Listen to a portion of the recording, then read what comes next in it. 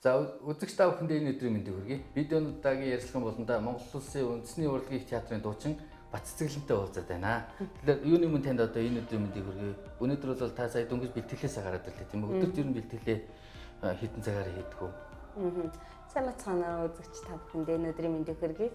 Тэгэхээр манайх одоо ерөн одоо тоглолтоос шалтгаалж одоо дуудлага бичигддэг. Тэгээ өдөр болгон дуудлагаар ингэж цугулдаг. Тэгэхээр ерөнхийдөө бол 10 цагт бүгд бэлэн байгаад тэгээд тасгалтаа ороод тэгээд тэр өдрийнхөө тоглолтод сургалтанд орцгоо.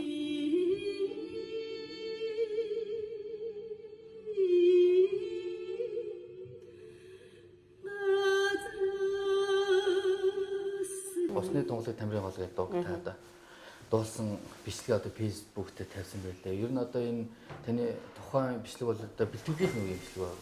Тийм, бэлтгэл бид нар чинь үндэсний урлагийн их театр байгуулагдаад 70 жилийн яваа. Энэ жилд одоо тохиож энэ жил одоо тэмдэглэж байна. Тэгээд энэ маань болохоор залуучууд бидэнд одоо маш том бас хариуцлага.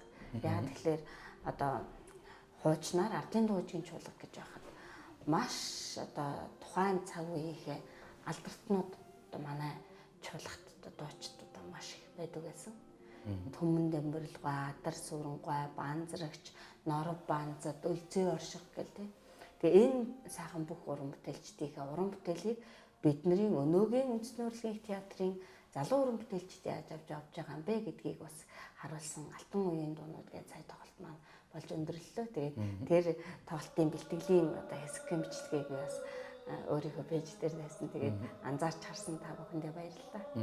Жохон дээшлүүлээ те. Энэсээ жохон дордчлоо. Оо. За эндээс нэг дахиад яагаад. Оо Жими.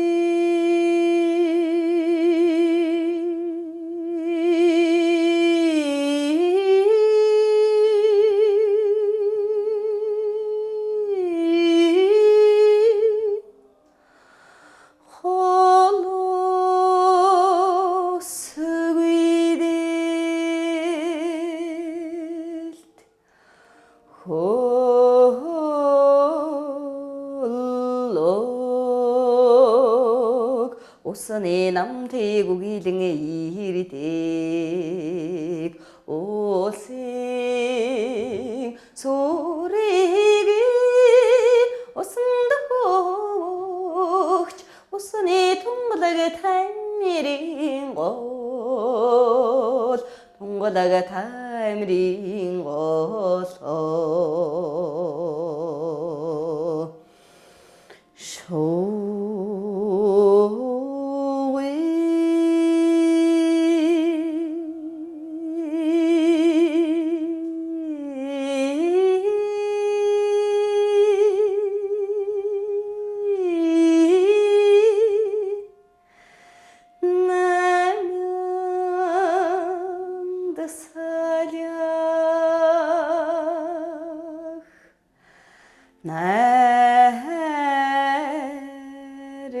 нарисаг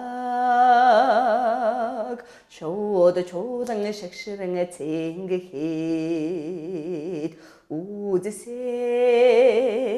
хүний сэтгэл жаргах үзэсгэлэнтэй сайхан тамирын гол сайхан тамирын гол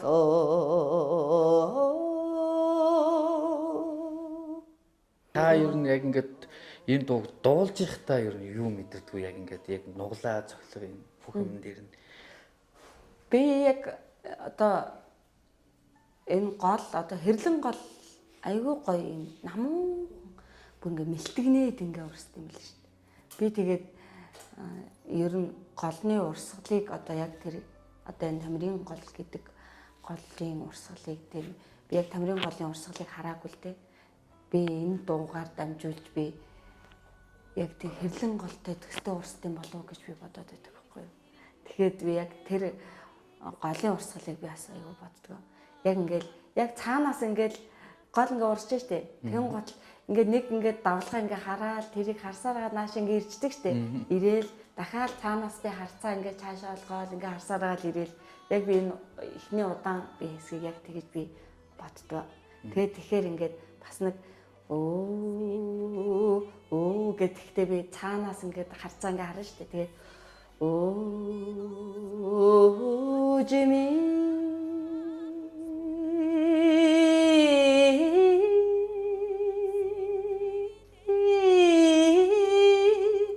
гэдгээ яг ингээд нэг цаанаас хараад маанаас харж байгаа юм шигээр ингээд төсөөлгөөр дуу аваач гэсэн нэг наашлаа нэг цаашлаад ирэхээр хүмүүст айгуу тийм тааламжтай сонсогддог юм шиг л. Би л айгуу өөртөө миний дотоод төсөөллөө шүү дээ. Ер нь дууны урлаг бол төсөөллийн урлаг юм шиг надад санагдаад байна шүү дээ. Танихаар ер нь таны дуулсан энэ хувилбар одоо бусад уран бүтээлчдийн дуулсан хувилбараас юугаараа онцлог давуу талтай, юугаараа бас үүрэмцв? Би бол тэгж хэлнэ. Яг би давуу талтай миний хинүүгээрээ илүү гэж бол хэлэхгүй. Гэхдээ зүгээр би болохоор ер нь их одоо Монголын дуучдаас яг үндэ би илүү бүдүүн халаатай. Бүдүүн өтгөн гэсэн үг. Өтгөн тийм учраас миний дууралт одоо тэр өтгнөөрөө өөр байх. Тэгээд мэдээж Баццэглэнгийн хоолоогоор Баццэглэнгийн ертөнцөөр гарч байгаа болохоор тэр чинь миний л одоо дууралт гараад.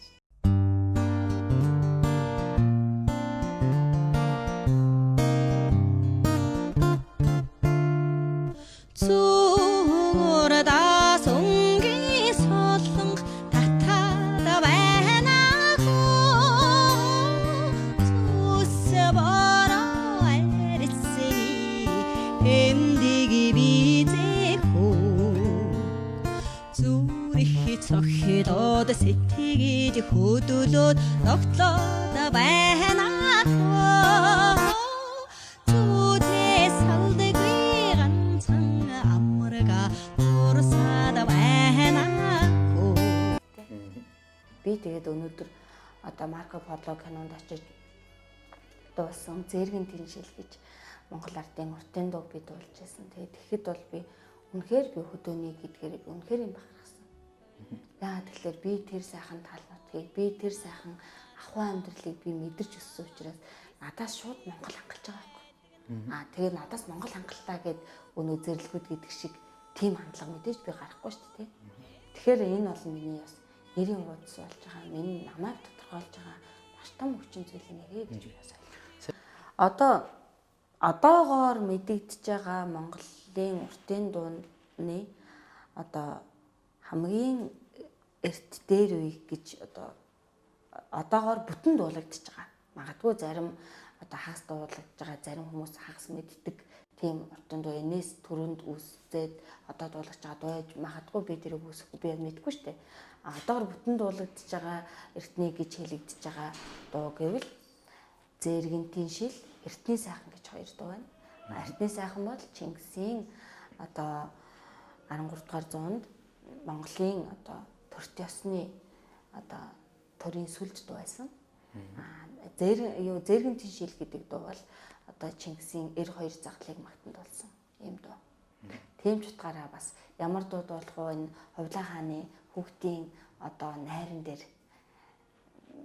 одоо дуулах юм аа, ямар дуу дуулах вэ гэхээр би бас энэ Зэргийн тэншил гэдэг дуу дуулахад бол эргээд ямар нэгэн одоо ямар ч асуудалгүй одоо би энийг бол энэ дээр дуулах нь маш зөв юм аа гэж.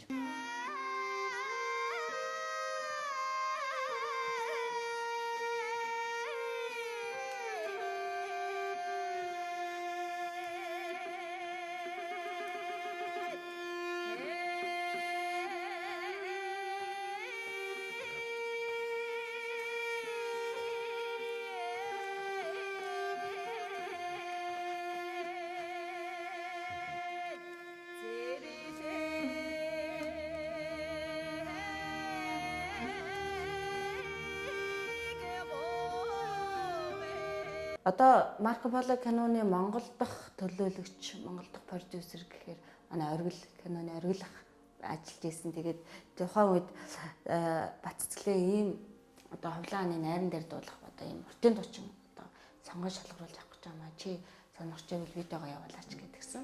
Тэгээд одоо бас Монголын маш олон хүмүүс дуучид бас видеого явуулсан юм лээ. Тэгээд цаашаа тэр кино багийнхан үзээд тэгээ за энэ сонгон нэг өсний сонгон шалгаруулж штэ. Тэгээд энэнд нь тэнцээд тэгээд гарчихсан. Хоёрдугаар сизнээ нэгдүгээр анги дээр нь гардаг. Би тэгээд би бас баярлалтай ш. Яг тэр кино зураг авалтын үеэр би бол за уран бүтээлч гэдэг одоо гой зүйлийг яг үндэ мэдэрсэн. Түрүүнд нь бол ингээл бас ерөнхийдөө л одоо дөнгөж бас би 13 он сургуулаа төгсөн гэдэг чинь 15 онд тэр зураг авалтанд явж исэн гэдэг. Тэгэхээр бас дандаа ингээл айдастай алдчихгүй эндчихгүй гэл дандаа бодож тэгэж боддог байсан бол тэнцээ очоод мэдээж надаас мэрэгжлийн юм маань шаардна. Тэгчээд эргүүлээд ингээд уран бүтээлчийг хөндлөх гэдэг бол айгүй гоё эс. Тэгэхээр над би за хүмүүс ингэж хандж яхад тест би ингэх юм шүү гэдэг сэтгэлгээ хүнд бас төрд юм бил. Одоо тэр Марко Поло кино бол Холливуд уран бүтээл тийм ээ. Одоо энэ киног үзээд Монгол ах вэ, Монголын уртын дуу одоо дэлхийд яг ингээд танаар л төлөөлж төсөөлж мэдэрнэ гэдэг талаас танд үнэхээр одоо их үүрэг хариуцлага ногдсон баг тийм. Тэр ирээрээ танд бас алдах эрх байгааг бол дууссан баг. Яг тэгдэм үлээ. Тэр дуучлалын студид эхлээд дуугаар биччихтэй мөлий. Тэгснийгээ дараа яг зураг авалтын үеэр ч гэсэн яг тэрийгэ дуулахыг бас эргэж шаардж байгаа байхгүй. Тэгэхээр яг амьд ийм дүр төрхөөсдөг амьд ийм байдал харагддсан байна л та. Тэгэхээр тийм байсан. Тэгээд би чинь тэнцээ бас хичээсэн. Тэгээд мэдээж би түрүүнд хэлсэн тийм яг уран бүтээлч гэдэг одоо ингээл айгүй гоё юм билээ шүү дээ. Нүүр ингээл очиод ингээд суун тэгэл үс янзлан нүүр ингээд бодно хувц ингээд өмсүүлэн тэгэл зураг авалтын ингээд олон ингээд гэрэл ингээд өвгөн гуталж ингээд хөлрөн хөл залганыг зөвхөн миний хөлсийг арчхад зориулсан хүн миний дэргэд байдаг ус уухад зориулсан хүн миний дэргэд байдаг гэх мэтлэнгээр ингээр бас айгүй сонин өөр ертөнцлээ юм бил. Одоо зүгээр нэг уран бүтээл ингээ гаргах, дуулах кинонд одоо тэр чин дуулангаа бас дүр бүтээж байгаа шүү дээ тийм ээ. Тэгнэ гэдэг талаас бас давхар авьяас танаас шаардсан ба шүү дээ тийм ээ. Тийм үлээ. Тэгээд гэхдээ гоё юм билээ. Яг за яг энэ камер энчээ байх юм. Чи яг ингэхийн гэдэг бүх юм ингээ заагаад өгчин. Тэгэхээр нэгэн бодлын бас за би яг ингэн гэдгийг мэдчихэд хүн чинь бас яг нэг штампанд оронч гэдэг юм уу те. Яг нэг сэтгэлгээ гарахгүй тийм байх вэ гэж надад бас бодогдчихсэн. Тэгтээ яг ингээд хүн бас ингээд хариуцлага хүлээлгээр хүн бас хичээдэг юм лээ. Тэгээд би бас энэ бас надад энэ жилийн наадмаар бас надад айгүйх бас мэдрэгдсэн. Тэгээд энэ жилийн наадмын нээлтэн дээр бид болсон шүү дээ. Жаргал сайхан ахтай одоо Баруун Монгол ардын дууны найруулга одоо сүүлүүд хүмүүс жураа гэлтэн гэдэг нэг челленж яваад байлаа шүү дээ. Тэрийг дуулахад бас яг тийм мэдрэмж бас надад төрсөн. Киногоо дараа үзэхэд өөрийнхөө яг тоглосон хэсгийг, дуулсан хэсгийг үзэхэд танд ер нь ямар санагдав? Мэдээж бол ингээд үүрэг хариуцлага байсан 100% сэтгэл хангалуун гүйцэтгэхийг та бол хичээсэн. Эргээд бодоход та ер нь зорилго хэдэн үед нь хүрсэн байна? Би ер нь 80% нүрсэн. Тэр болохоор мэдээж нөгөө одоо ингээд төрүүлж бичүүлсэн дуугаа ингээ одоо сонсохоор ингээд голох юм маш их байдаг. Яг л тийм л юу байсан. Бусдаар л тэр бол маш том миний хувьд уран бүтээлч хувьд маш том дурсамж CV. Тэгээ CV гэж ярьдаг тий. Кино группийн хамт олон Марко Поло кино бүтээсэн уран бүтээлчид ялангуяа энэ гадны мэрэгжилтнүүд ер нь таны дуулсан тэр хэсгээр ер нь Монголын уртын дууг ингээд мэдэрсэн төсөөлсөн тийм ээ. Ер нь тэд ер нь танд болоод Монголын уртын дууны талаар ер нь юу гэж хэлэх юм? Тийм, ерөөсөө би тэгэж бодож байсан. Тэнцээ одоо Маасанд тэнд одоо Унгарийн Будапешт хотод амьдардаг маш олон монголчууд оролцсон. Тэгээд тэр хүмүүс ингээд яг үндэ ингээд би ингээд хэдийгээр студи бичин ч гэсэн бас дахиж яг зураг авалтын үеэр дуулахыг шаардсан бэл. Тэгэл дуулахад гадны хүн ч гэсэн ингээд уйлж исэн байхгүй юу? Би монголчууд бол ингээд уйлж болно шүү дээ. Нэг утгаа санаад энэ чинь дуу хор гэдэг бол зүгээр хүний дурсамжийг хөгжиж идэг зүйл юм байна гэж би бас бодсон. Тэгээд уйлж болно гэж ингээл харсан чинь манай тэр 10 жилийн хүүхд хүртэл тэнцээ ажилладаг байгаад тэр маасанд ирсэн байсан. Тэгэл тэр юу гэдэг ойлгохыг харчаад нэгтгэн санаад уйлж энэ өрхийг гэж бодчихсон чинь өөр бас мейкап чейдер айгуу сонь царайлж ингээд цэглэнсэн байж хаар би тэр нь маш их баярлсан. Дуугар гэдэгт бол хүний сэтгэл хязгаар гэж байхгүй. Энэ гоё зүйлээс би ингээд зах цухаас нь ингээд мэдрээд одоо би үүнээс хүртэж яваад одоо хязгааргүй. Тэгэхээр бол одоо Монголын энэ уртын дуу маань хичнээн сайхан урлаг вэ? Хүний сэтгэл яаж хүрдэг вэ гэдгийг бол одоо та илүү мэдэрсэн байх та тийм ээ. Гадаадын хүн хүртэл тэр уртын дуу таны дууснаар ингээд дуулаад сэтгэл нь хөдлөөд одоо уйлж, нулимс туслаж гин гэдэг бол үнэхээр одоо бас сайхан зүйл шүү дээ тийм ээ. Тухайн үед бол нэрээ яг урлаган болснараа бахархаж ирсэн. Энэ Зээргийн тишэл гэдэг дуу болохоор Чингисийн хоёр загалыг магтандуулсан дуу гэж байгаа. Тэгээд одоо Чингисийн бас хоёр өрлөг анд явж хоёр анчин анд явж ижилтэй. Тэгээд тэр анчид одоо гөрөөстэй андуурч Чингисийн одоо хоёр загалыг шархтуулсан байна. Тэгээд одоо за ингээд одоо Чингисийн хайртай хоёр одоо загалыг шархтуулсан чинь бит хоёр бол өөхөх ялтай болох байхаа гэд хоорондоо ярилцчихсэн гэж байна. Тэгээд Чингис хаан тэр хоёрыг дуудаж хоёр анчин дуудаж за та хоёр яагаад миний хоёр захал нарыг шархтуулав гэж асуусан чинь бит хоёр бол шууд босоод дуулсан гэж байна. Энэ дуугаа зохиогоод за бит хоёр өөхөж байсан өөхгүйч байсан орцсон гэмээ мэдчихэж байгаа учраас энэ дууг бас зориулж дуулчаад одоо өөхөр бол үгье гэд. Тэгээд энэ дууг дуулаад тэр хоёр өөхөх ялаас бас ултарч байсан баг. Тий. Яагаад тэгэхээр одоо манай Чингис хааны чинь нэг тийм миний биений анзаарснаа нэг тийм зан чанар байдаг шүү дээ. Одоо өөрийнхөө эзнээс урваад ирсэн хүмүүсийг бол ерөөсөө өөрийнхөө одоо ихтгэлд болгодгоо. Тэгээд эзэндээ үнэнч байгаа хүнийг бол харин их тоодог тий. Тэгээд тийм хүн бай. Тэр үнэнч чанарыг зан чанарыг бол нэлийн одоо дээдэлтэй хүн байсан юм болов уу гэж би бас анзаардаг. Тэгээд энэ бол одоо өөрийнхөө гэмийг мэдсэн учраас за одоо хүн ер нь дуу ардын дууг ингээ хараад байхад дуу ингээ зохионо гэдэг бол сэтгэл зүйн одоо эсвэл их баяр байсал эсвэл их гомдол тунирхалч гэдэг юм уу сэтгэл зүйн нэг өөрчлөлттэй үед хүннээс ер нь тийм аялгауг гардаг юм шиг байна тийм. Тэгээд энэ хоёр бол ингэж Зээргийн тишэл гэдэг дууг зохиож дуулсан гэдэг ийм бас томог гэдэг юм лээ. Тэгээд та бүхэндээ Зээргийн тишэл гэдэг дууны нэг төрөлхийг аялья.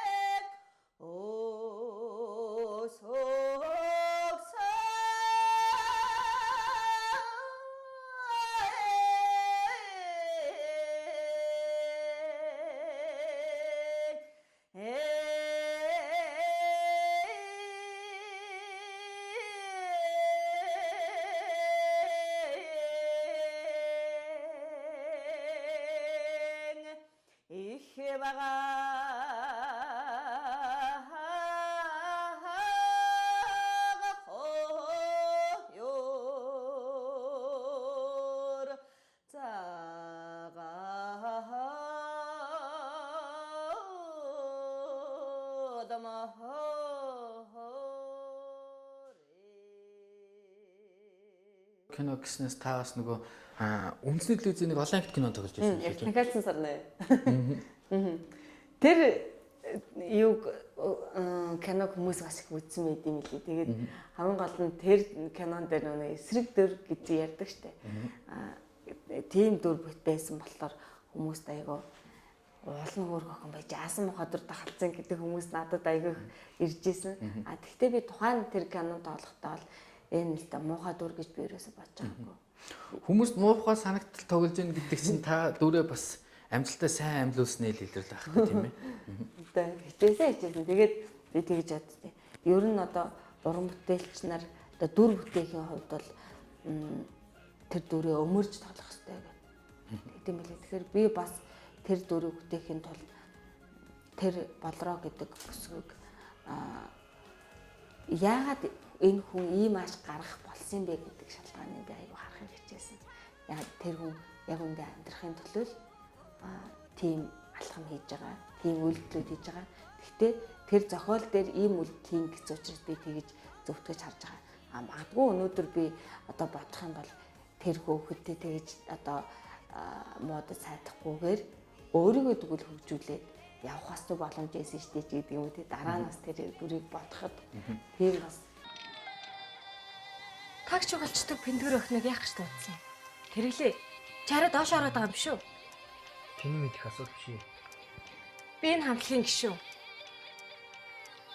Хөдлөгч зоддог бүдүүлэг охиныг хамтлагтаа авахыг би л зөвшөөрөхгүй шүү. Одоо ер нь танд одоо уран бүтээл киноны санал, кино тоглох санал ер нь хэрэг ирдэг.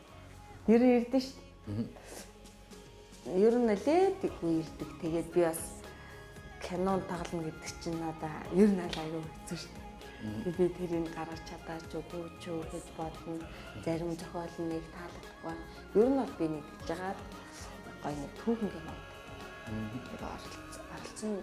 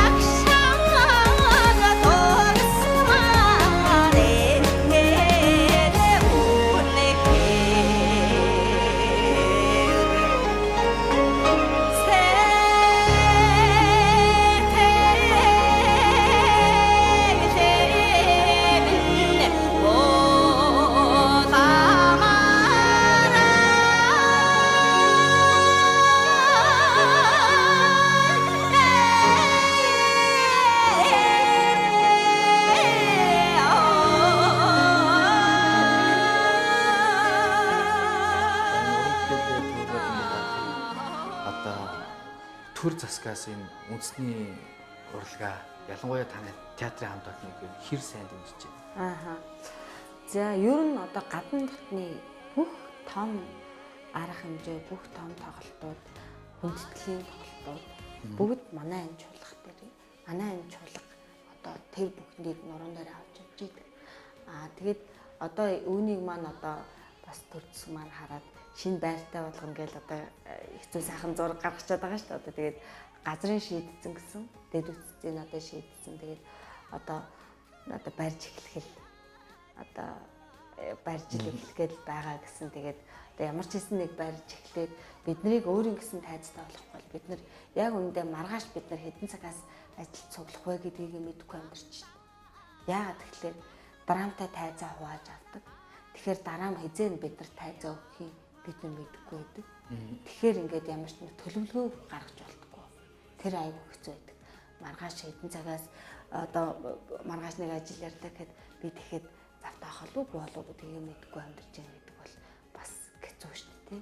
Тэгэхээр одоо энэ одоо тэр шинэ тайзаа, шинэ театраа баригдтал бас нэг өөр газар нүүлгийгээ бас яригдж байгаа гэсэн тэгтээ тэр одоо яг нүүлгэхээр болсон хойно бол хүмүүстэй хэлхэн зүг бах гэж бас бодож байна. Тэгээд энэ болохоор манай чинь драмын театртай нэг тайзтай. Тэгээд тайзаа хувааж ингээд тоглолтоо хийдэг. Тэгээд тоглолт бол хэдхэн өдөр болж байгаа боловч түүний бэлтгэл гэдэг бол маш удаан хугацаагаар үргэлжилдэг. Тэгээд энэ болохоор манай дуучдын эрэгтэй дуучдын өрөө. Oo, за. Тэгээд энд бол бид нар бас бэлтгэл сургууль хийдэг. Нэг нэгэндээ зөвлөгөө өгдөг. Манай дуучид их гоё шүү дээ. Чи энэ ч болж тэр чин гоё байсан шүү. Эн чин тийм байсан шүү гэдэг зөвлөгөөг өстой харамгүй өгдөг. Би уран бүтээлчд нартаа дуучдаа нэмэхээр хайртай. Лавг сурамгай гэжсэн гэсэн. Би бас алдтай. Тэр хүнийг бас сайхан амьд сэрүүн дээр нь бас өөрийнхөө одоо дотн үдшгээд нилээдгүй энэ тэнд тоглолт хийдэг гэсэн. Тэр нь болохоор лав сурамгай яг өөрийнхөө одоо ертөнцийн үзэх үзлийгээр нь өөрийнхөө шүлгээс уншин тэгээд тийм тоглолтнууд дээр нь би айгүйх бас явж исэн. Тэгээд би баярлалтай өөртөө. Тэгээд лавгаахын хэлжсэн нэг үгээд ардын дууны үг шиг үгтэй нэг одоо бүтээл хийчээд өгөхийнсэн гэдэг хэлжсэн. Тэгээд тэр нь бол надад нэрээ ардын дууг одоо би ингээд дуулах гад оролдоод байгаа. Одоо ингэж би дуулж байгаа манаас хувь юм да. Энэ сайхан юмнаас ингээд мэдэрч байгаа да. Айгүйх баярлалтай. Таны үед одоо ста боллоо. Үгүй. Болоогүй гэж үү? Одоо болтлоо? Тий. Би одоо санаа зовоод идэв шүү дээ. Ингээд энд очихоор ямар хөдлөгч болгонд би очиад. Хөөе надад соёлын төрний ажилтан би болоогүй шүү гэд хэлээд байгаа айгүй хэцүү байдаг. Тэгээ хүмүүс айгүй соёлын төрний ажилтан гэж зарлаад байдаг. Тэгээд мэддэг хүмүүс л өвөө соёлын төрний ажилтан болоогүй гэж ягаад ингэж зарлуулад байгаа ингэж буруу ойлгохгүй гэж бас бодоод идэв. Хүмүүс тэгэхээр шууд автоматар таныг ста одоо ста болцсон яваах уу? Болцсон байх гэдэг тийм шууд юу байна тийм ээ? Ойлголттой байна тийм ээ? За ингээд хайлуур мөрөнгө гэж дуунаас та бүхэндээ бас айлж өгье.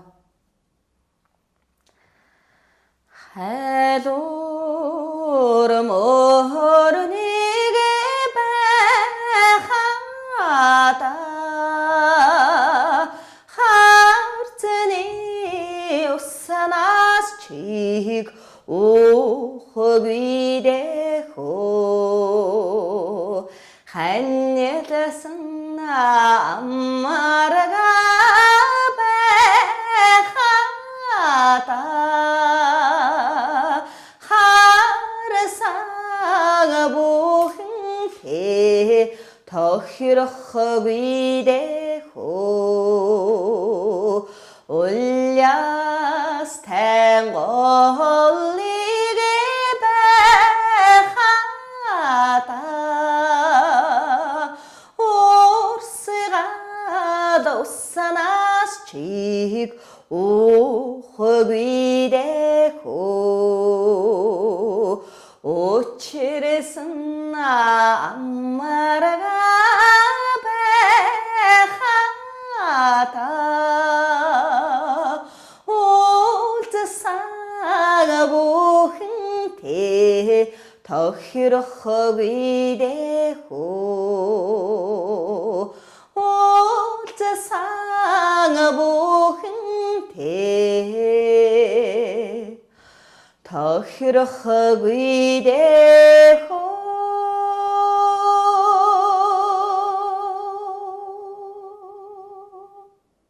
Би Тэрч бүр амар даварцаад байгаа. одоо гэдэг.